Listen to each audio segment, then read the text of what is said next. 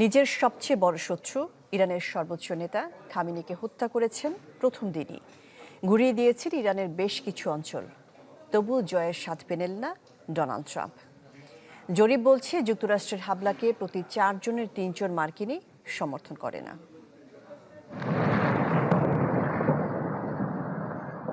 ইরানে মার্কিন ইসরায়েলি হামলায় 3 জন মার্কিন সেনা নিহত হওয়ার পর যুক্তরাষ্ট্রের অভ্যন্তরে রাজনৈতিক চাপ দ্রুত বাড়ছে। একই সঙ্গে একটি নতুন জনমত জরিপ দেখাচ্ছে এই যুদ্ধ মার্কিন জনগণের বড় অংশের সমর্থন পাচ্ছে না। ডিজাইন, এলিগেন্স, বিউটি, সেরা পণ্য সবার জন্য জেভিকো। রয়টার্স ইপসোস পরিচালিত ওই জরিপে দেখা গেছে মাত্র 27% মার্কিন নাগরিক ইরানে হামলার পক্ষে, বিপরীতে 43% সরাসরি বিরোধিতা করছেন এবং 29% অনিশ্চয়তা প্রকাশ করেছেন। রিপাবলিকানদের মধ্যে সমর্থন তুলনামূলক বেশি হলেও মাত্র 55% এবং মাত্র 42% রিপাবলিকান জানিয়েছেন সেনা হতাহতের ঘটনা ঘটলে তারা সমর্থন প্রত্যাহার করতে পারেন। ডেমোক্র্যাটদের মধ্যে 74% এই অভিযানের বিরোধী।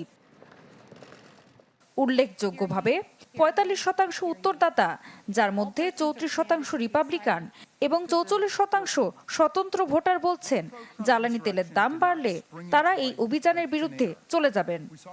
এরই মধ্যে হরমুজ প্রণালীতে অস্থিরতার কারণে বিশ্ববাজারে তেলের দাম ঊর্ধ্বমুখী। এই অভিযান ট্রাম্পের নিজের নির্বাচনী প্রতিশ্রুতির সাথে সরাসরি সাংঘর্ষিক। তিনি প্রচারণায় অন্তত যুদ্ধবন্ধের এবং বৈদেশিক হস্তক্ষেপ থেকে বিরত থাকার অঙ্গীকার করেছিলেন। রক্ষণশীল মহলেও উদ্বেগ দেখা দিয়েছে এবং সতর্কবার্তা উচ্চারিত হচ্ছে যে যুদ্ধ দীর্ঘায়িত হলে মেগা ঘাঁটিতে ব্যাপক ক্ষোভ তৈরি হতে পারে।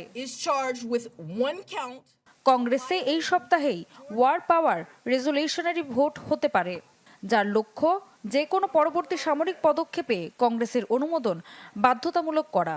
একাধিক ডেমোক্র্যাট সিনেটর বলেছেন মার্কিন সেনা হতাহতের ঘটনা এই প্রস্তাব পাশের জরুরিয়াত আরও বাড়িয়ে দিয়েছে।